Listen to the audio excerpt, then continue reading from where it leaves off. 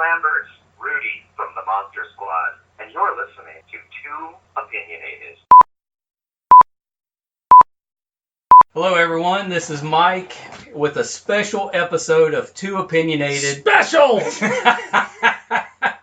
Oh, don't tell Brett that this is a lot harder than it looks. Don't tell him that. So today we are joined by actor and musician Ryan Lambert. Welcome, Ryan. Hello.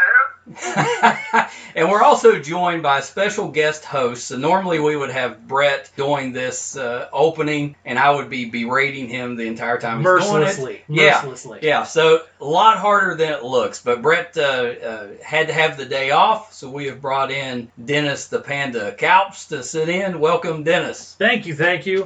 Big shoes to fill today, big shoes, but I will do my best. And perhaps with our special guest today, maybe I should go by Count Panda.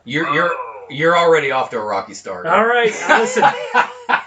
Perhaps I should turn my mic to the off position. That's about Brett's humor right there. Well, Nailed it. I got a lot to fill. I got big shoes to fill for Brett, but you're coming out guns blazing. I'll do my best. I don't know if you want to call yourself Count around me because I'll have to come stake you. Well, listen. That's right. There was no guarantee. There was no guarantee I was going to survive today anyway. So that's right. You know, I'm just a guest host. This audition could be short-lived. It's guest. If a guest. What's the panda all about? That comes from several evenings where very possibly we enjoyed one or two adult beverages, and I may or may not have imitated a panda with some sort of call.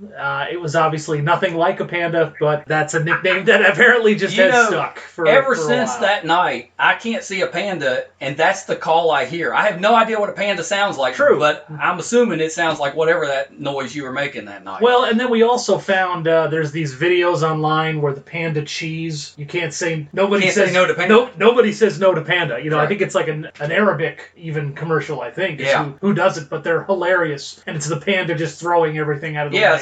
Yeah, the panda. Yeah, it's got the panda, and he's like unplugging the life support at the right. hospital and Because the turning guy- over grocery carts. He's just a bad panda. Well, right, because the person that he's doing it to doesn't automatically take the panda cheese. I think it's butter. Is it butter? I think it's butter. It's some sort of. He says no to the butter, and then panda unplugs that's the true. life support. Yeah, like nobody says no. Nobody to says no to panda. so. All right, we've got enough. That's well, no, that's how it goes. You just got to get yourself some bamboo to chew on, and you're good. True. That's exactly right. So, Ryan, we've been playing in a fantasy baseball league for about 20 years, and 16 teams, and the majority of them have been in it the entire time. Well, everybody has a nickname. You know how that goes. That's true. Everybody has a nickname. So Dennis got Panda. I just came in last place in my baseball fantasy team. Well, you fit right in. There were 6 people. I came in 6. Now they're into the playoffs, and in fantasy, not in real life, but like in the fantasy league, they're in the playoffs, and I'm not a part of it. Like, do I delete the app? Well, you try again next year. I'm done. I'm in LA. I've lived in LA most of my life. I'm a Dodgers fan, and they are killing it right now. All I'm doing is worrying about whether or not they're going to beat the Nationals or the Marlins or the Brew Crew. That's right. Brewers are hot right now. Yeah, it's true. So we'll see what happens there. But I'm worried. I'm a little worried about Houston and the Yankees when we get to the series. They got to win this year, man. This is the Dodgers' year. It should be. I don't know what your actual team is. What team? They don't have a team in West Virginia. No, I'm a Reds fan. Long suffering. Oh my God. Yeah. Sorry. Yeah. Well, we won in '90. That's more recent than me. I'm a Mets guy, so 86 for me. Yeah. Dennis got it real bad. Yeah. It's and every year I'm just like, yeah, maybe we'll get to 500 this year.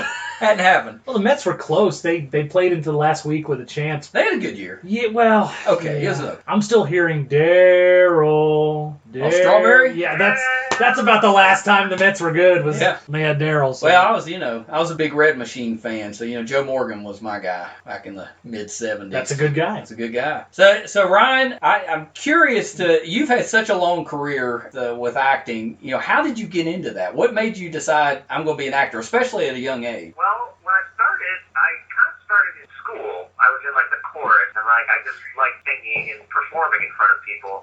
So much so that in like after school activities for other kids was sports, soccer, joined the little league team. I was on a little league team, but sucked, so I quit.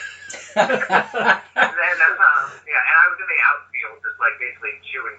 Like, nothing was happening. I don't think baseball's his game. Well, it's nice to be outside.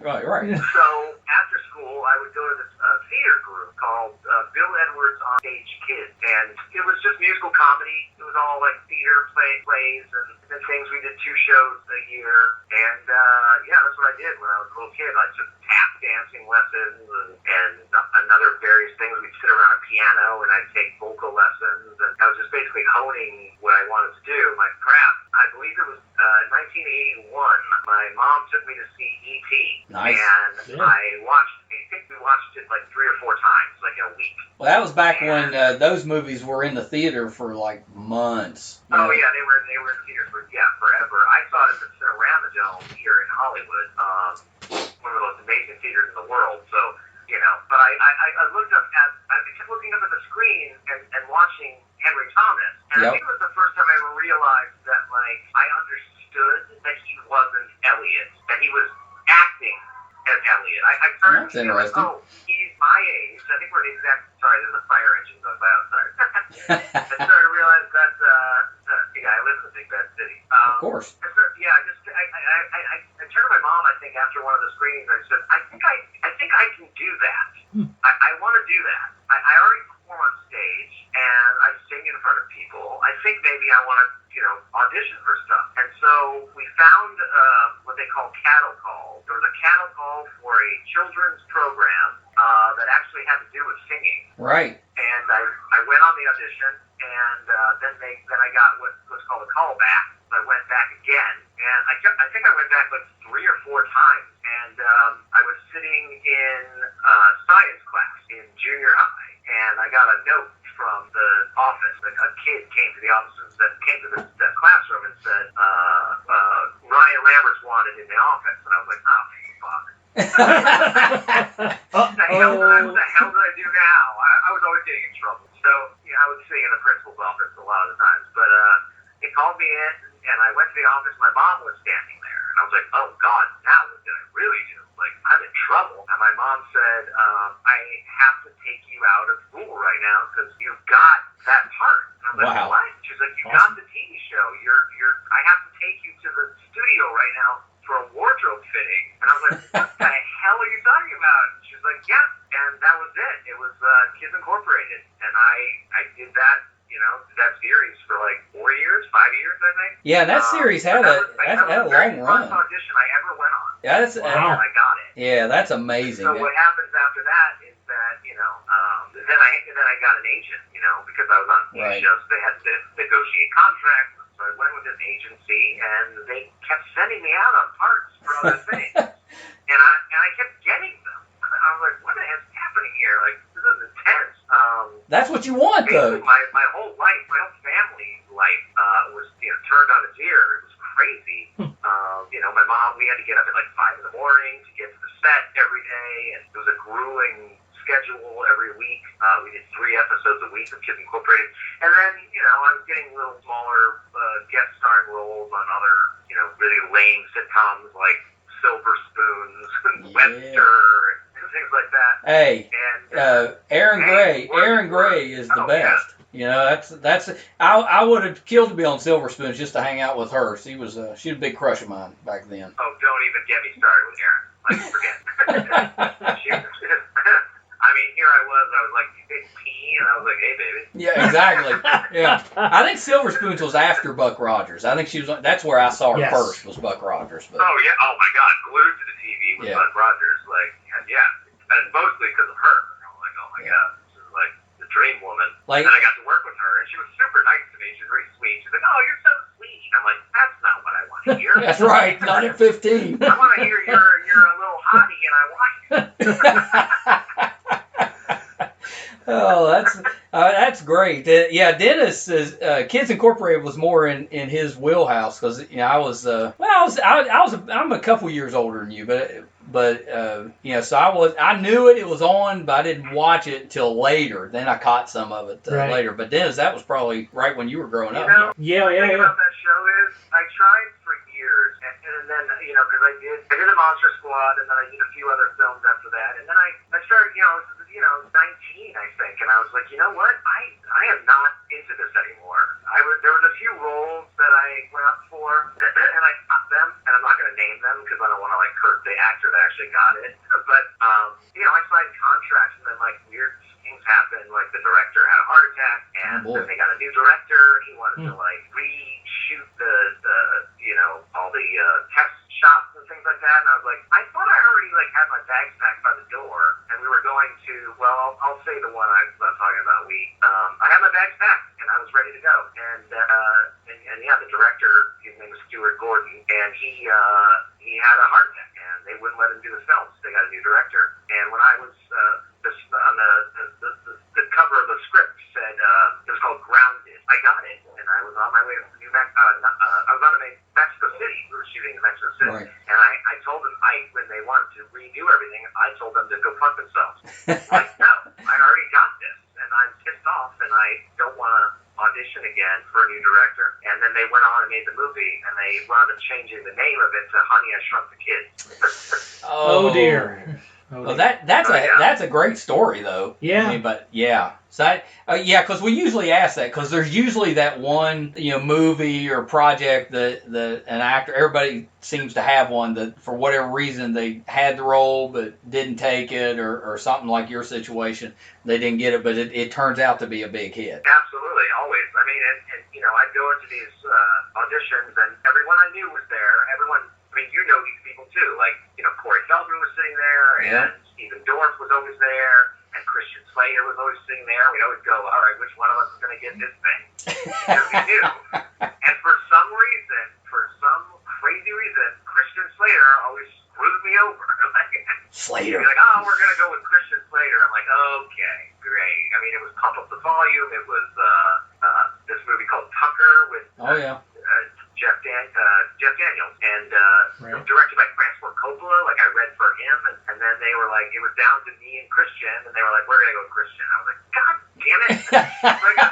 I kept getting fed up with these things. The other one was Adventures in Babysitting. Like Elizabeth Shue. I signed the contract. I was ready to go. We were gonna shoot Chicago, and I was on my way, and they said, wait a minute, does Ryan have his GED? And I was like, no, I'm still in school. And they're like, oh, so he needs a set teacher. And they said, yeah, you'll need a set teacher.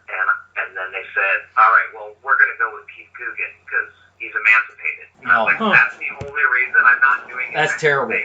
Yeah, that's terrible. At that point, right. I was kind of like, I'm done. Like, I got really upset. And what I really set out to do, because, like I said, I was a performer on stage. I was a singer. And then I got Kids Incorporated because of that. And yes, it was on TV. But what I really wanted to do was kind of be a rock star. Right. And as I got older, listening to more and more music and starting to learn to play the guitar more, I quit to do that. I'm like, I want to be in bands, and I don't want to have anything to do with it. So I tried for years distance myself from Kids Incorporated, at least. I knew the Monster Squad was kind of cool. Like, at least that was like, played a badass, whatever. That's right. But like, Kids Incorporated is kind of like a cheesy show. I didn't want to be associated with that because I wanted to be in a real band. So that's what I was doing, and I wasn't telling anybody that I was in band, that I was in Kids Incorporated, and trying to get away from that. Until years later, when I realized, you know what, you need to embrace that stuff, because if you do watch Kids Incorporated, it's really like, it's morally heavy. Like, every episode was about something. Right. There was always some conflict, and we had to overcome it, and at the end, we always learned a lesson. And in between all that, we sang songs. So it is a good show, and it was a good show for children. Like, they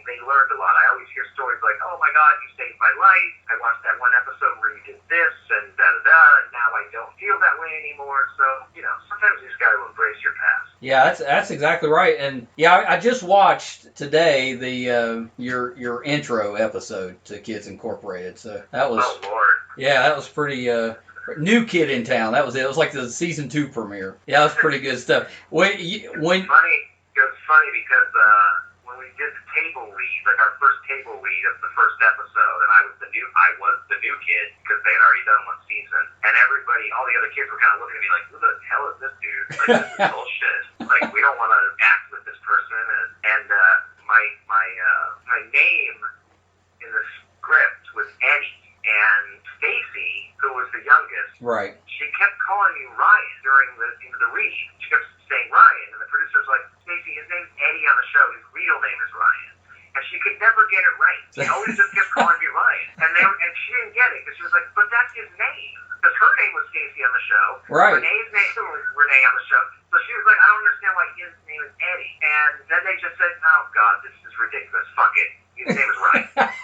They changed my name on the show. So Fergie got your name back. Yeah, the first episode, I had no idea what I was doing. I was nervous and I was freaking out, but it all worked out okay, I think. Yeah, well, and you've got, I was kind of researching a little bit. You've got quite the following just around like the clothes you wore back then and the hairstyle. And was that your style going in, or did they set you up that way when you got to Kids Incorporated? No, that was my hairstyle. I was really into I was really little, but I was really still into early 80s punk rock. Yep. And especially LA stuff like Black Flag and Circle Jerks and ESOL and all these bands. That's the stuff I was listening to. Good stuff. And I always wanted a real mohawk, like a British mohawk, like Descendants or something.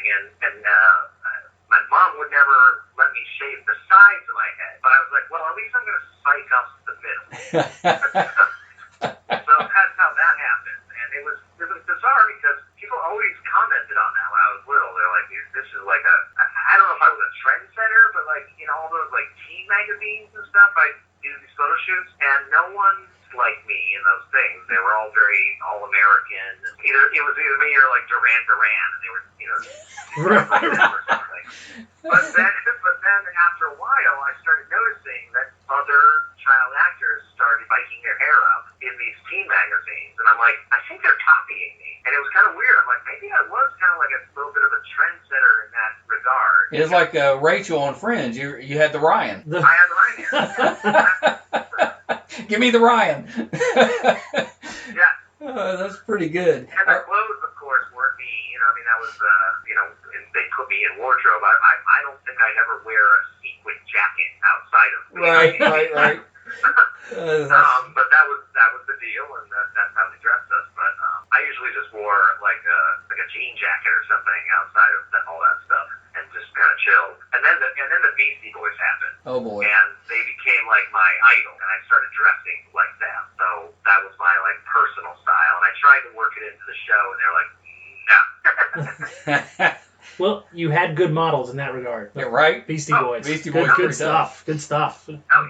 Are you still close with any of the actors from Kids Incorporated? That's kind of cool. I mean, that's kind of cool because that shared experience. I think that would be kind of cool. You run into them, you kind of swap some horror stories, that type of thing. Oh, for sure. We always laugh about it. When we were shooting, we were best friends. I mean, there was always sleepovers, and I think it was mostly because some of the parents were like, I don't want to go to the set today. You're gonna take care of them, and I'm gonna stay home. We were always after a day of shooting, it was like, oh, you're gonna go home with Rasan, and then eventually it became this thing where a whole season I would stay with Rasan's family. I lived there. I lived in their house. So Rasan and I have stayed very close. I consider him my brother. Right. Well, yeah, of course. course. We still talk all the time, and he's actually my son's godfather. Oh wow. Okay. Yeah, and That's cool. I kind of talk to Stacey. I guess she calls herself Fergie now. Yeah, now she's a Fergie. Right. Whatever. But I was just talking to her, and I was like, God, you're still a dork. I know. She goes, I'll never undork myself. Yeah, well. What people know out there and what it really the truth is, it's not the same. So that's kind of funny. Yeah, that's funny. I didn't know this, but when I was watching the episode, that Mario Lopez was a dancer on that show. I had no idea. He was one of the dancers, and he was the drummer in the band. He never had any lines. He just, he'd dance and then play the drums. But yeah, Mario. Yeah, I get a kick out of that. I just talked to him for a minute after years, a little while ago, because I believe, and I could be maybe I'm jumping the gun, and spoiler alert, but I don't care. I think Mario is producing a new Kids Incorporated. No. Yeah, I think they're doing it again, and he's going to produce it. That's breaking news on Too Opinionated. I'm free. I think you heard it here first.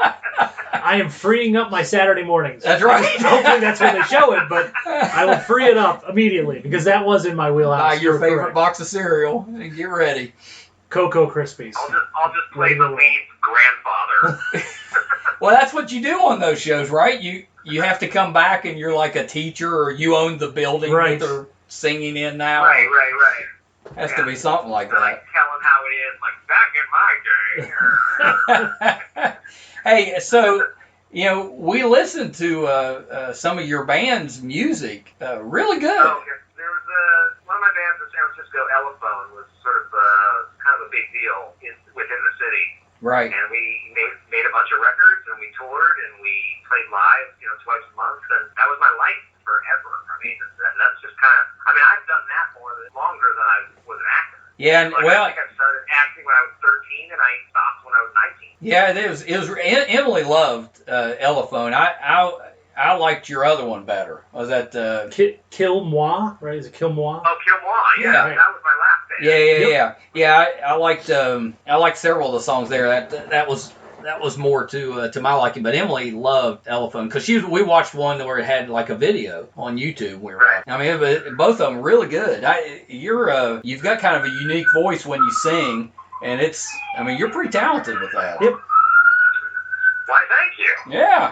Yeah. Well, Actually, we're doing we recorded a bunch of stuff, Kill Moi stuff, right before I left San Francisco, and we didn't finish it. And one of the guitar players, who also is the producer, he sent me all the tracks maybe like a month ago, and he said, we need to finish this. Yeah. And I said, should I come up and we'll do it? And so we're going to finish the next Kill Moi record over Thanksgiving.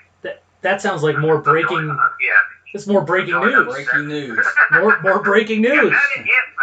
Right. Hey, so Dennis used to be in a band. He was frontman for a band that he did a lot of what do you call it? It was like yell rapping. There was some Limp rapping. Bizkit-y. There was some singing and screaming. Yes. It was good though. It was one of those that I had no idea that Dennis did that, and we were on a trip to Cincinnati Comic Expo, and he put that on the radio. And I was like, well, I probably would have listened to that when it was on. That was Pretty good.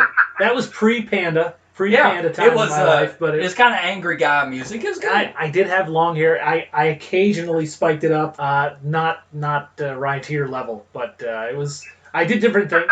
I tried the braids and the dreads. You had some dreads for a while. Well, they didn't last very long, but yeah. So if you need, what's the? I'm not musical at all, but the interlude. If you need an interlude, Dennis come in there, yell, rap a little bit. There you go. He's ready. Fly him out. That I'd like to actually hear. I need to hear that. So, Yeah, what was the name of your band, Dennis? My band was named Enemy Chain. But, Enemy Chain. Yeah, good. I'm sensing a concert that I'm putting on right here in St. Albans, West Virginia. Enemy Chain, Kill Moi. We're opening for Kill Moi. Yeah, That's right. I would take that. We're gig. gonna make it happen. I will pay you to be in that gig. Is that okay? Oh. I always say when people ask me to do stuff, whether it's a film or like a show or whatever, they we'd really like you to come out and do this thing, and I always just say, just tell me where to stand. If it's acting, I say, give me the words and tell me where to stand, and I'll put the camera on my face and I'll do it. With music, it's like, yeah, just where's the gig, and is there a back line, and are we ready to go? Let's go. I'll do it. Nice. That's I hilarious. love performing. I mean, the whole thing, that's my life. I'm a performer, so anytime, you get to, spank your ego, why the hell not? Yeah, why not? Well, we have to talk about Monster Squad. Absolutely. And I'd forgotten, because it came out, I think I was a junior in high school when it came out. Back then, like I said earlier, movies were in the theater for months. I remember seeing Raiders. It'd been out for a year. It was still at the same theater. Yeah. That was not the case with Monster Squad. It was like blinking, you missed it. Yeah, it was gone. Because I remember it came out and we said, we got to go see that, and it was gone. And then, but then, it became a legit cult classic, which is even cooler. Absolutely. Right. It's even cool, yeah. I mean, what was that like? I had read some stuff where you guys didn't even realize that what was happening. You know, I'm assuming you did it. It kind of bombed. You moved on with your life, and in the meantime, it's becoming this big, kind of video hit. While we were shooting, it felt like we were making an epic. Right. Everyone on the set was like, is Fred the next Spielberg? Like, this is huge. Like, we're making a huge, adventure film. Like, this is crazy. We were thinking, action figures, comic books, a cartoon. Would we do a sequel? It was going to be, the biggest thing ever. Well, you'd think at least a cartoon. It was unbelievable. But, and we had the best time shooting it. We all had we had a lot of fun making it. And we were all anticipating it coming out. I remember going to a theater because we heard that the trailer had come out. So we went to see the movie that was, whatever the movie was. I think it was a Michael Keaton film. Might have been Gung Ho or something like that. Oh, okay. Yeah. We just went to see that movie because the trailer was. Yeah, it was the first time I ever saw myself on the big screen. I was like, whoa! Yeah, that had to be cool. Yeah. This is amazing! It's gonna be huge! Oh my god! We were all preparing ourselves for world domination and and the problem was there were two. One was marketing. The marketing for that movie was atrocious. It was terrible. Right. They tried to do some billboards that were sort of like a lead into the you didn't know what the movie was going to be, but it was these wanted posters for the monsters, and it was just really bad. And I was like, this would be different now on the internet because you could kind of click something and then see a trailer. But it was you go around town and look at these billboards and be like, what the hell is that fucking thing? And I'd be like, oh, am I in that? That's not the movie I made. This is terrible. I mean, the guy who they had as a poster of Dracula, wanted Dracula, whatever, and it wasn't even Duncan Regeer. It was a different guy dressed as Dracula. What? Dear. He looked more like a Saturday Night Live Dracula or something like that. It was just really bad marketing. And then the other thing was that there was no, you couldn't figure out if it was for little kids or if it was a really scary film. They didn't market it as anything but what it was. And instead of saying oh, this is a gateway horror for kids, Right. Which is what it became eventually. So no one knew who. Little kids couldn't go see it because their parents thought it was too scary. Teenagers didn't go see it because it looked like a kids movie. So no one went. What they did go see was The Lost Boys. Right. And that's what killed us. The movie The Lost Boys killed us. So every time I see that film showing somewhere, or I see a poster for it, or I run into Corey Feldman, I want to punch it in the face. So everyone loves The Lost Boys, but I can't watch that movie. I'm like, fuck this, fuck The Lost Boys. No manly movie night watching Lost Boys with Ryan. That's a no. Nope. Hard pass. Nope. That and the Goonies. The Lost Boys and the Goonies. We don't watch those movies. They're out. Yeah, well, the Goonies is everyone always says, oh, what a great adventure story with kids, and it's so awesome, And then the argument on the Monster Squad side is, well, those kids went on a little adventure to find treasure from a dead pirate, and they were doing that to save their town from becoming a golf course. Right. And they were being chased by Grandma. And then everyone goes, okay. And I said, the Monster Squad is about a all right, bunch of makes sense. kids killing Dracula and the Wolfman and the Mummy and the Gill Man, and they became friends with Frankenstein's monster because they were saving the fucking world. There's her quote. Oh. And I mean, the Goonies is what? Everyone compares Stranger Things to the Goonies. And Right. What? These are kids fighting monsters to save the world. This is the Monster Squad. I will never look at Goonies the same. That's true. Yeah. Well, when you put it that way, that makes perfect. That's hilarious. She did not go by Count Grandma either. So No, definitely not. Yeah, and We always see these articles for Stranger Things, and they're like, oh yeah, it's like the Goonies and Stand By Me, and I'm like, no love. We never get any love. I know, and well, you do. It's just mostly underground. Yeah. You know? The underground thing, and the thing is like, sometimes we go to these conventions, do these signings, and I've seen this 100 times. Some guy will be wearing a Stephen King Rules shirt, and then I see another guy come up to him and say, Stephen King does rule. And then the guy's like, oh, you don't know what this is. Yeah, they have no clue. Yeah, and in that regard, it is a special club. It really is. It's like, if you know, you know, and if you don't, go watch the fucking Goonies. Well, that's right. And that's what makes movies, I think, kind of cult classics, is you have to have quotable lines, and it has to be something that the majority of people don't understand what you're referencing. Right. Yeah, for sure. Yeah, do you have a favorite cult classic movie? Obviously, I really like all the Ed Wood stuff. Yeah, those are good ones, yeah. All the Ed Wood stuff is really good. I was a big Rocky Horror guy when I was younger. Yeah. Excellent. I love that film. We did a documentary. Right, I wanted to ask you about that. It's coming out now. Alamo Draft House is doing a run of it for the next 2 months. And I'm actually going to San Francisco to do the Q&A, and then there's one back in LA, but Andre is going off to do the rest of the country by himself. He directed it. Right. So, and the thing about the documentary is it's not a documentary about the making of the Monster Squad. It's a documentary about why this film became what it is, and what is a cult film. Like, what does that mean? And it's about the fans. And most of the interviews that are throughout the film are just regular people telling the camera why this thing resonated with them and where it came, and because we had no idea that this thing was going on with the VHS and the laser disc and people were renting it and stealing it from video stores. And I mean, I've signed so many VHSs, and I'm like, oh, where'd you get this? It's like, oh, well, I rented it from the video store and I never returned it. So, yeah, I kept that.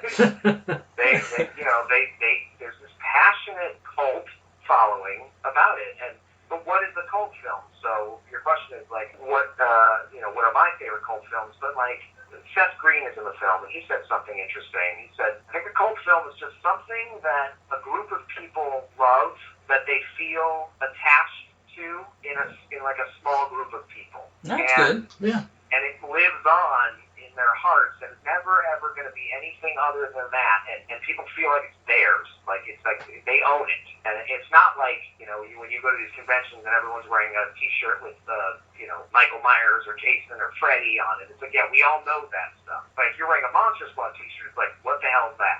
Right. If you don't know, you're not in the goddamn club. That's right. I think we should make a shirt that says, if you don't know, you're not in the goddamn That's club. right. That's just saying. I tell you what, you don't know. We've got 3 or 4 T-shirts off of this episode alone. We could make some money. And I'm still alive. Like, that's what I'm happy at this point in the interview. I'm still alive. You're hanging in there. Yeah, good to go. Yeah, you're hanging. So the reason I was interested in 2 reasons for me that I was interested in Monster Squad. One was I was a big, and this is a lot of people, a big Universal Monster fan. So when I was growing up, on Halloween late night, like overnight, they would show all of the old 40s, 50s monster movies. Uh-huh. And they, Mom and Dad, would let me stay up till I passed out, watching them. So I was a big fan. Nice. So I definitely want to see it for that. But there was a TV show called Monster Squad that had the guy that played Gopher from Love Boat was the guy on it, and I liked that show. And I realized different entities, but just seeing the name, I was like, oh, I got to go see that. Right. Monster Squad. But now when I first saw it, I was thinking, I'm getting the Love Boat guy back. So I can't think of his name. I think was it Fred maybe or something. It's Fred. Yeah. Fred Gurney or something. Yeah, like that. he played Gopher, but that's what when I first saw it, I was like, oh, Love Boat guy's coming back. Well, that's pretty good. Hey, I had seen that, read that all the adults playing the monsters never went out of character when you guys weren't filming. Like, so if you were on set with them, they were still in character. Is that true? Yeah. Yeah? Awesome. They wouldn't broke. The main story of that would be because I didn't work with Duncan that much. Like he was never. I don't have any scenes with him until the end of the film. He's there, but I don't ever really interact with that character. But Tom Noonan, Frankenstein's monster. Right. We were in a very enclosed space in the clubhouse, and he was sitting there, and there was one shot that they were doing where they didn't need anyone else, any of us kids, in the shot except me. They were going to do an over-the-shoulder to Frankenstein's monster. And so we're in this enclosed space. They're lighting, and they're like, everyone's working around us, and we're just kind of sitting there, and it's just me and him. And I said to him, hey, just wanted to say, it's been really nice working with you. I loved you in Manhunter. You're a great actor. And it's a wonderful experience. I'm having a good time. His reaction was, I was like, okay. That's great. Motherfucker is not going to talk to Ryan Lambert. He's dealing with his own stuff, And in fact, we did a screening and then a Q&A. I think it was like 2005, like 2008 or something like that. And he was there, and I went up to him and I said, "Hi, my name is Ryan Lambert. Nice to meet you." That's awesome. Because I never met him before. Yeah. It was always just like in character and in makeup. So we never saw him. Well, was it weird? Was it weird actually hearing him talk? Well, I had known him as an actor, so I'd seen him in other things. Yeah, right. So I guess that's true. Throughout the years too. I mean, after he did Monster Squad, he went on to do a million other things. So I was good. Oh, Tom's in this, so I'd watch him. So I knew him. Yeah, that's funny. He's a nice guy. He's a wonderful actor. Very giving because he gave us what we needed to believe that he was who he was. If he kind of like broke character and was like, "Hi, I'm Tom Noonan," and he's wearing all that crazy makeup, we'd be like, "Oh, okay." But especially the younger, very younger kids like Ashley Banks, like she didn't know better. Fell in love with the guy. Right. That's what she was supposed to do in the movie. So she loved him, but she loved him as Frankenstein's monster, not Tom. Yeah, that's pretty good. Do you see if I was in a movie that had a lot of quotable lines, I would be peppering those lines into my daily life. Random. Yeah, do you ever do that? Do you ever throw a line out there to somebody, just slip it into the conversation? I think I just did it. I said, "You're in the goddamn club." Yeah, that's right. True. That's right. You totally did. Yeah, because I would. I'd be like, if we were sitting at a restaurant, I'd be like, "Eat up, and then we'll call it a day." That's true. I'd be. Uh-oh. But that does put a damper on our T-shirt idea. Now it's trademarked. Oh, now we. Yeah. Now that idea is right out the window. I'd be a real pain in the ass if I was in anything. Well, you can live with it. When we were doing the film, like we just said our words, like we didn't know that they were quotable. Right. Right. And the number one line, I think, is "Wolfman's got nards." Yep. And I think we were all like, "What are nards?" We didn't know what that was. Like, we didn't know what that word meant. Like, we didn't get it. Like, what the hell are nards? Until he kicks them and like, oh, I guess. Right. But at the time, that's actually the name of the documentary, Wolfman's Got Nards. Yeah, and is the documentary, is it going to be available? I know they're showing it in different places, but is it going to be available on demand or somewhere that people can see it that don't get to go in person? Working on it.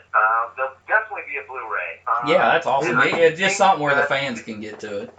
Yeah, because we always wanted to mention, when we were shooting it, we were like, this is for the fans. So fans like collecting things. Yes.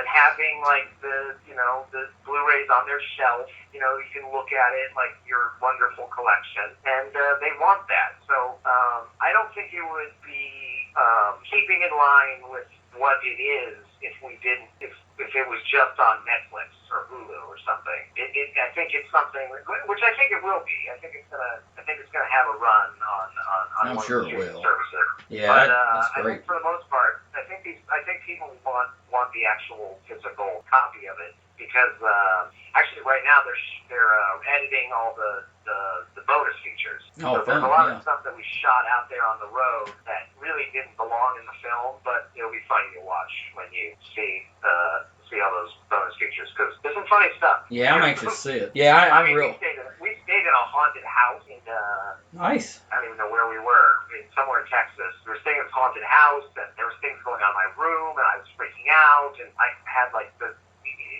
rattling keys, it wasn't like a regular now. It was actually like a key with a keychain with the room number on it. It was very haunted, old school, and there was weird paintings in the room, and I felt present, and they're shooting me the whole time. I'm just like, it was like a Scooby-Doo episode. So that'll be like on the bonus. I was gonna say I got to see that. Yeah, that's awesome. So I know we got to let you run, but a couple more questions, and I definitely wanted to ask you this one. You kind of answered a little bit earlier, but you were such a kind of a teen star at that time, and then you got a little disenchanted with it. Was it difficult making that transition from kind of teen star into music, and then maybe getting back into some acting down the road? Was that difficult? I think that at the time I had already prepared myself to switch, because I had an agent, I had a manager, and my parents, and they were all kind of counting on me to do the work.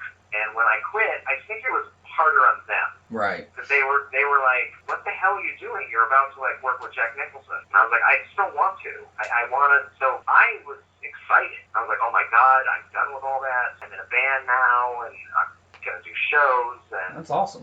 And so I was really happy. And throughout the years, because like I was saying before, we didn't know that the Monsters Club was fame. We didn't know that it was on, VHS and people were losing their mind. We didn't know that until 2008 when we found out that it was a thing. So that whole time, I just thought, all that's gone from my life. I'm not doing it anymore. I don't want to do it anymore. When I was living in San Francisco, I kind of got the acting buzz again. So I started theater. I joined the theater group, the Sheldon Studios in San Francisco, and I was doing some acting again, and just stage work. And then I was going to get an agent in San Francisco, but I thought, you know what? I thought the music was kind of fading out, not totally because I still play music, but Kill Bois broke up, and I didn't have a band, and I was either going to do solo stuff or I was going to try to do this acting thing again. And so I thought, well, I think the only way to do this is to move back to Los Angeles. So that's where I am now. And that's what I'm doing now. I've written a few pilots, and I've done a few things here and there, and people are starting to realize that I'm available again to work as an actor, and I'm doing 2 horror films next year. Oh, nice. And so, I'm sort of slowly and surely getting back into the acting world, but at the same time, I'm kind of coming back. I feel like I've done everything in reverse, because when I started, I got the first thing that I auditioned for. Right. And I was off and running. So the struggling actor thing, I never experienced that. So I'm doing that now. Now I'm starting to feel oh crap, I got to go out on these auditions, and I'm starting from the bottom again. Yeah, well, you were. It because I like experiences, sure. So it's sort of a good feeling to pay my dues finally, I guess you'd say. Right. Well, and after you do this show, you're back on top, straight to the top after the show. Sure. Yeah. We're gonna fix that problem. So get ready, it's coming. Now, that's anything. Just tell me where to stand. That's right. He did have to tell me where to sit today. I did before we got started. Yeah, we got one good chair and one bad one, and I was like, that one's mine. You get the bad one. I had one chance to pick. I could have picked the right one. Yeah, you chose poorly. I chose poorly. That's correct. Chose poorly. So right, I was gonna go indie on you on that one. Right. Yeah, they're nice. Yeah. So, anything you'd like to say about some of the pilots that you've written? I think I've talked about it on this show before, but we met at a reading for Hyde. From Jennifer Nash, and we had her on last week, and just had a blast. And I told cool. I told her that 2 things about that day for me is, one, how hard acting is, because I couldn't do it. I mean, just you wouldn't think so, because you think, you just you get in there and you do a voice or whatever. Really hard. So I got a lot of admiration for anybody that does that. And the second one was after we finished with the read, just kind of that core group hanging out on the porch, and I got to listen to a lot of the kid actor stories as you guys were growing up. Awesome. Yeah, I mean that was the best time. But again, it just reminded me of how difficult profession that is, and how tough it probably was trying to get in it. But so you've written a couple pilots. I think it's really exciting. I got to see a little bit of the deck that you put together, because I was helping Jennifer put together her deck, and I got to see a little piece of that. So really cool. But can you tell us anything about those? The one that I'm most proud of right now is something that I wrote. It's basically about my time in San Francisco, where I was in a band, but I had to work. I needed a job. So I worked at a private pre-K through 8th grade. I worked there for 7.5 years, and a lot of things happened there that I always just thought were completely ridiculous as far as like society is concerned and social issues, things like that. They always prided themselves on being diverse and being all inclusive to everybody in the world. And I always would look around at the kids and I'm like, one black guy. I'm like, your mission statement is way off. Like, so it was kind of funny. Like there was a lot of characters there on t-shirts, and I'm like, this is a TV show. So I wrote this pilot. It's called Private School, and it's about this 40-something musician who used to be a child actor. Now he just works at a school in the administration department. And one of the taglines, I think, is he treats the children like adults, and he treats the adults like children. Oh, that's good. Yeah. And that's kind of what it's about. Like, I never, the character's name is Mr. Ryan, but the actual Mr. Ryan, me, like, I couldn't coddle these. They always drive me insane. Mr. Ryan, can I get a Band-Aid? And I'd be like, no, it's fine. Go outside. And, like, I kind of clashed with the administration and the teachers, although most of the parents really loved me, and the kids, loved. So, it's sort of about that. Kind of like a new coming-of-age story. Like, what do you do with your life when you've already had your princess moment? Right. I already had my moment in the sun. I did movies, I did TV, and I was in magazines, and now I don't want to do that anymore. What do you do now with your life? Right. And the music was something I did after I got off work, and then but most of my days were 9 to 5 at the school, and so it's kind of about that. Yeah, that sounds awesome. I'd watch that. Yeah, I could see that. I mean, that sounded like a show that would come out. What's that? I said it sounds like a show that you would read about, like you used to read the TV guides. I'm gonna watch that. I mean, yeah. So we have that. I don't think I can say who has that right now, but there's a few people that are looking at it that easily could just say yes and we start shooting. But it's hard. It's hard out here. Yeah, well, I know a guy that. There used to be a time when it was ABC, CBS, NBC, and Fox. That's right. That was it, and HBO. But now it's like everybody and their mother has their own station, and there's thousands of shows being made every day. Yeah, competition. You'd think it would be easier, but it's not. Yeah, there's so much competition out there. Well, I know a guy that people can't say no to if you need me to send him over. Nobody says no. Nobody says no to Panda. Nobody says no to Panda. That's true. We can send a guy. I'll talk to a few guys. Yeah, that's right. So, all right, I got two. They're kind of silly questions, but they'll be quick, and then we'll let you go. Hey man, I'm just chilling at home. I set my time aside for you, so whenever you want to wrap it up, I'll talk to you for another 3 hours. Well, and we could, because that's kind of what we do. True. Is we just blabber on endlessly until somebody says shut up. I may not typically be the guest host, but I pretty much talk to you nonstop. Yeah, that's right. Start recording. That's right. Then I stop talking again. The only difference now is we're pushing the R button to record. No, I had read where they're looking at doing a Monster Squad sequel or re-imaging, whatever they call it. Have you heard anything? Have you gotten any calls? Are you playing the dad? There was a minute where they were going to remake it. Yeah. They were going to do a remake. And I don't know for whatever reason they decided not to do that, but it was Michael Bay was going to do it. Oh no, that'd be a different take. Correct. And everybody obviously, whenever we say that, everyone goes, oh, and they just groan like gross. He actually, his partner, I think one of his producing partners, worked on the original. Right. He was one of the producers on the original, so I think they were just going to do it again, and they owned the rights, so they were going to do it. Yeah, why not? As far as I know people have scripts that they want. They're trying to push it through. I heard some chatter of Fred and Shane writing something and trying to squeeze Paramount to do it. That'd be awesome.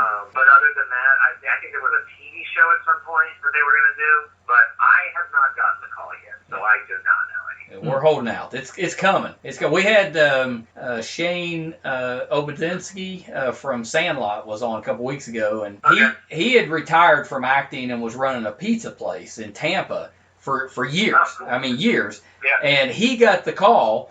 Disney's making a sequel to Sandlot. Right. And would he come back and play the dad? Basically, and he's like, well, yeah, let me put my pizza up, and I'm there. But tell me where to stand. Yeah, tell me where to stand. That's it. How about all right? Here's Brett told me to ask you this one. Write the check and tell me where to stand. That's exactly right. Brett told me to ask you this one. He wanted to know if you can, if you still remember the lyrics to Kids Incorporated. I'm not sure I do. But. Yeah. I think I could do it. I don't know if I've done it. I don't know if I'm gonna do it, but I can hum it in my head. Wait, we're Kids Incorporated. We're Kids Incorporated. K-I-D-S. That's it. Incorporated. K-I-D-S. Whoa, looks like we made it. We're Kids Incorporated. I think that's the whole. I think that's the whole song. Hold on. I gotta go get breakfast cereal. Hold on. Yeah, that's right. I need the cereal right now. We're going to reenact an episode right now. I was really disappointed that you weren't there when Hasselhoff was on the show. No, I wasn't there. Because I mean, that would totally fit. I mean, they could put you in the leather jacket. You'd have totally fit with him. Oh yeah, for sure. I was like, thing about no, go ahead. my one memory, I think the fondest memory that I have, at least looking back and knowing what I know now, and I don't know if I knew it then. I was told then, but by my parents.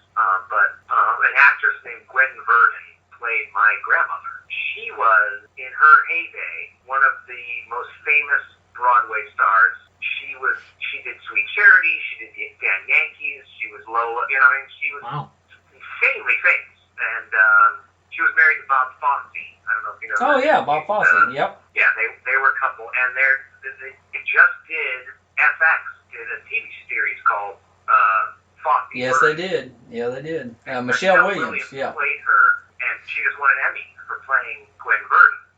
And I watched that show, and I'm like, oh my god! Like I almost cried every episode. I'm like, she's just doing her. Like I can hear her voice. Oh, that's awesome.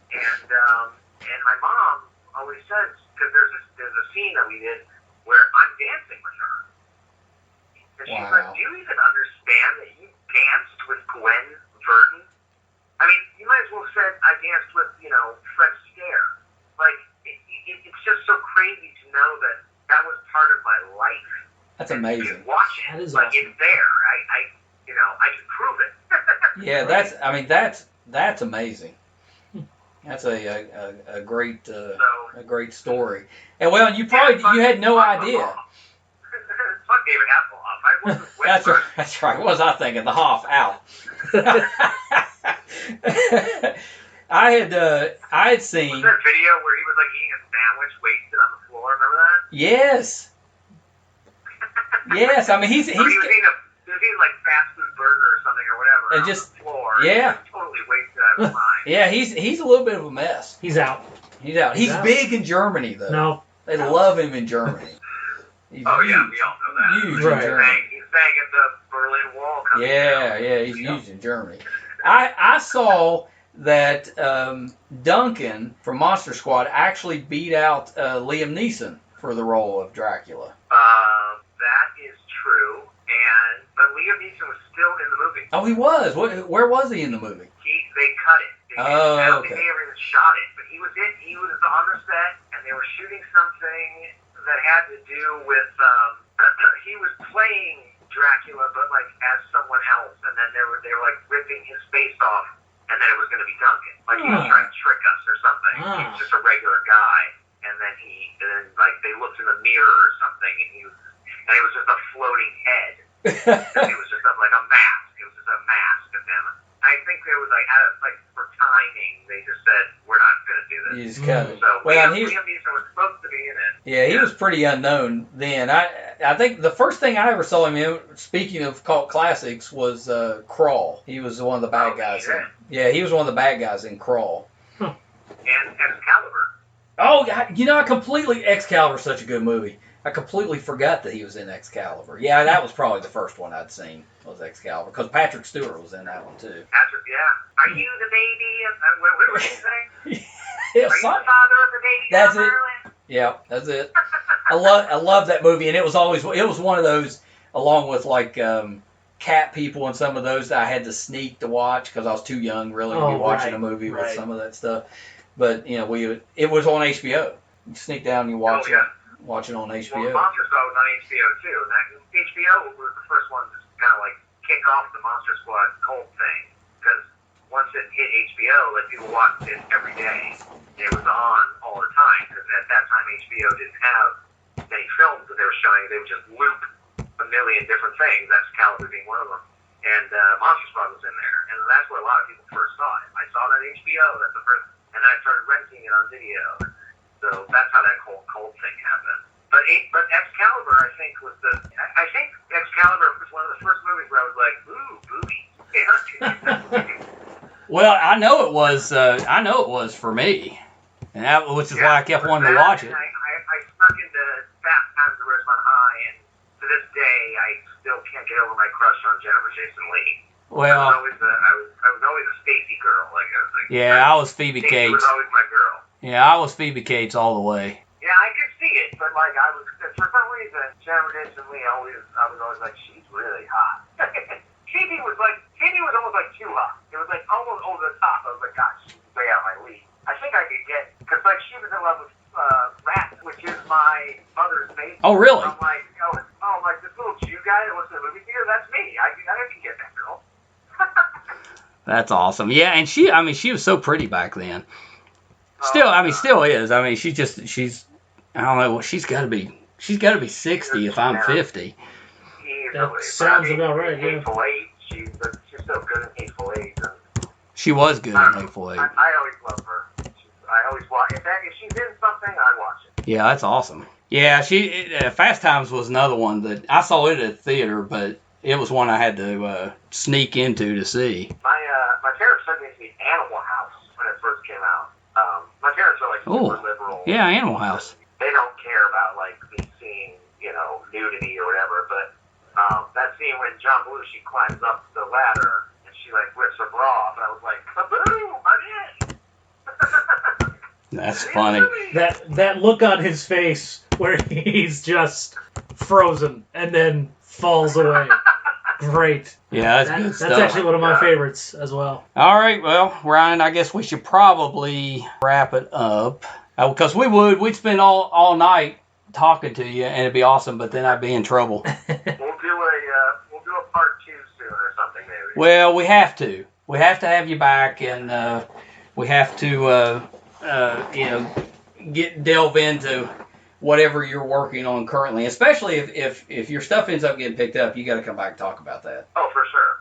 Also, I have, just if I can do a couple plugs, if you are interested. Well, I started a Patreon page. Nice. So, you can go on there. It's patreon.com/KillRyan. And I do like daily videos of me just like, I call it kvetching because I'm Jewish. So Right. I do like these little kvetching blogs about like things that are just bugging me for the day. I guess it's more like Larry David. You know, Oh, like, nice. Why the hell does this happen? Why do people do this? Why do I go to the store and this person was acting like this? So it's sort of like that. But I also do a cover songs that people request. Oh, nice. So, you know, someone will say like, do this Oasis song. And I'm like, all right. So I open up the tabs and I look at the music and I just grab my guitar and I record myself doing a song and then I send that out to people. And it's fun. And we also have something called Book Squad, which is a book club. And I pick a book every month. And we, you know, anybody that wants to like join in reads it. And then we'll do a little discussion at the end. So it's kind of a fun little community to do that. So that's my new Patreon.com thing. So if they want to go there. I also just signed up for something called Cameo. Oh, yeah, I know Cameo. Yeah, you know Cameo? Yeah. Cameo.com/Ryan Lambert. And I've been doing them every day. I basically say, kind of like what I did for your, the promo. Yeah. The shout out promo. So Yeah. I do those and I say happy birthday to people and, you know, and also like, thank you for being the groomsman at Eric's wedding. You're in the goddamn club. And, Oh, it's terrific. It's fun for me because it takes 5 seconds to do them, and people are writing wonderful reviews, thanking me, and I get to make a few bucks, and it's nice. I enjoy doing it. So I've got the Cameo, I've got the Patreon. Those are kind of like my own personal things. Cool. And sort of embracing the Monster Squad world. Halloween's coming up, so I think there's going to be a lot of requests to like wish everybody Halloween and yada yada yada. Monster Squad's on TV like every day in October. Yeah. So it's a good time to get on there and let me say hi. Yeah, that's awesome, and people should definitely do that. I love that that concept because you know whoever you're fans of, you can usually find them on there. And, Right. And yeah. If you know, when I first heard about it, my first thought was, why didn't I fucking think of this? Right. Like, oh my god, this guy's like raking in the dough. He's got like everyone's on there, like Yeah. you know, huge basketball stars, and like, I mean, I'm small time, but I'm getting people. But it'd be nice if I could do like 5 or 6 a day and say hi to fans. That'd be really nice. That'd be awesome. Yeah. Yeah, But Panda, the you should Patreon do thing that. is really cool. The Patreon thing is fun. I like doing the Patreon stuff. I'm trying to think of more fun stuff to do on there to give more content. But for now, it's like I do like little videos every day, just basically saying, you know, this sucks and I hate this thing. And No, that's really cool, and you know, Brett handles our Patreon page, so he does kind of the same things, does little videos of himself, and you know he'll sing funny songs and answer silly questions, and you know he handles that side of it for us. But yeah, that's another one that's just a really cool concept, and it lets you be creative, you know, and get stuff out there that you can't get anywhere else. That's kind of the point for me. I get to like sing songs and I get to like talk to people and they write back, and it's sort of a nice little community. Yeah. I'd like to, I'm trying to grow it, so that's why I'm promoting it. Awesome. Yeah, that's great. And Ryan, you know, please make sure to send me the links to those, and we'll put those in the details when we post the podcast. Rad. I will do that for sure. Yeah, well, thank you so much. I mean, you know, I said the other day, the great thing about this podcast is it allows us to talk to people that we really admire and, you know, do a little bit of fanboying, and that's pretty fun. So really appreciate you coming on, spending the time with us, and yeah, definitely come back. Well, thank you guys for having me. Good times. I'm always up for yapping about myself. Well, we've got the forum right here for you. Correct. This is great. Thank you. Yeah. Thank you so much, Ryan. Hey, this is Ryan Lambert, Rudy from the Monster Squad, and you're listening to Too Opinionated. All right, so that was Ryan. What a great guy. Definitely outstanding guest. He was more than willing to talk about, obviously, a lot of different experiences that he's had, and yeah, really cool. Kind of hearing about the journey from, you know, childhood star to, you know, kind of disenfranchised a little bit, Sure. and then musician, and kind of back to acting again. Right. That's a pretty good story. And he didn't struggle. No. Got the first job he ever tried for. 1 for 1. Retire. Go to Canton or Cooperstown or whatever Hall of Fame you want to go to. Yeah, so I mean, he was great, and I really enjoyed the stories, and I guess I'm going to have to stop giving Brett a hard time about the technical stuff, because those that are at the end and have listened to this entire podcast know that I had a few technical snafus. Well, we'll see. We'll see if it actually turns out to be. We'll see. If you don't hear any, then obviously I was just joking. It's true. If Brett's able to edit them out, then obviously I was. Have we reached the point yet where I might say you may or may not have pulled a Wheaton? Yes. When they're listening to this one, they would have already learned the story, Cincinnati Comic Expo. Gotcha. Will Wheaton story. All right. Sheldon was right. Right, that is correct. No, I really liked that he was so. There was a full circle story. I mean, to where he even started out talking about how he didn't want to talk about Kids Incorporated early on, to where now he embraces it, and the willingness to discuss that with us. Yeah. Definitely appreciate it. Well, and he wasn't trying to name drop, but he name dropped all over the place. I mean, it was because of the questions we're asking, but he has met and got to work with a lot of really cool people, so I thought that was neat to hear about. And, again, I'm still alive. Even with the Count Panda reference. Yeah. He warned me, so he didn't stake you or anything. No. Let you stick around. Maybe I'll be back. I will say that he way undersold the Silver Spoon's appearance. That was awesome. And I mean, Webster? Aaron Gray, come on. And Webster? I know. There's no Aaron Gray on Webster, though. No, but it's still Webster. It's still Webster. All right, so enjoyed having you on, Panda. Thanks. Come back anytime. Hey, I'll next time it'll be the three of us. We'll get Brett to. We got to work on your intro. You got to start busting in with the Panda sound. That's how everybody will know you're here. But the thing is, that's more visual.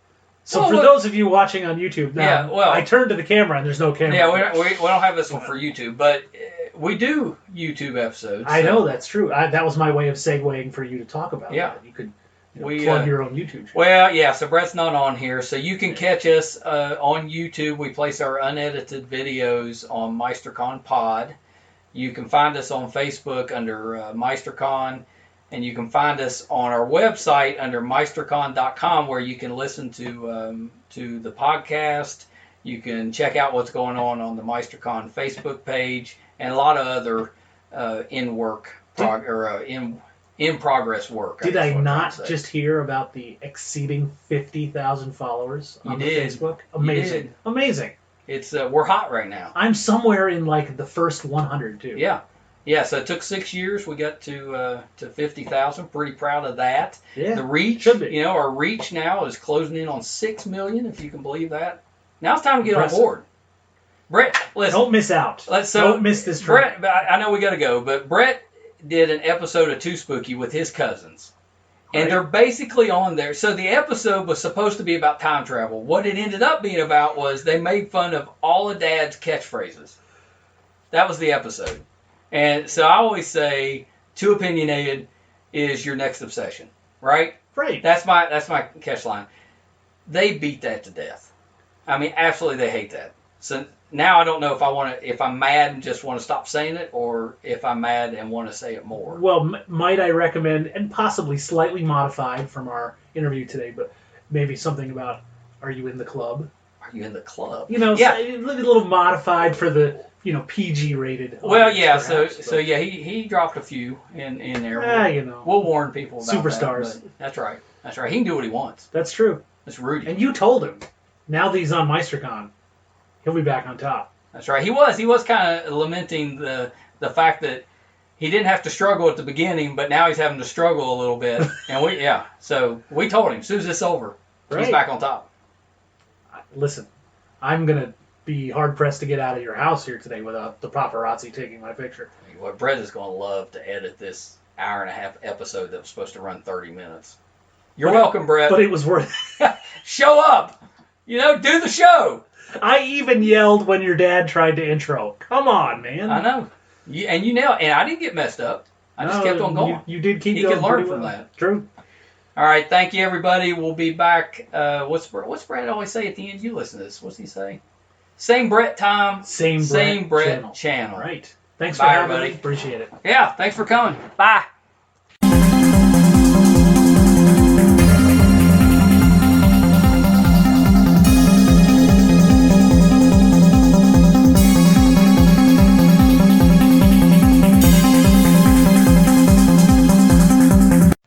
Ah, jeez. Put the wrong music again. I've just been so excited for Spooktober. What's Spooktober? Ah! Hey! How long have you been here? I just walking by and I heard you say Spooktober, and I was just wondering what the heck that was.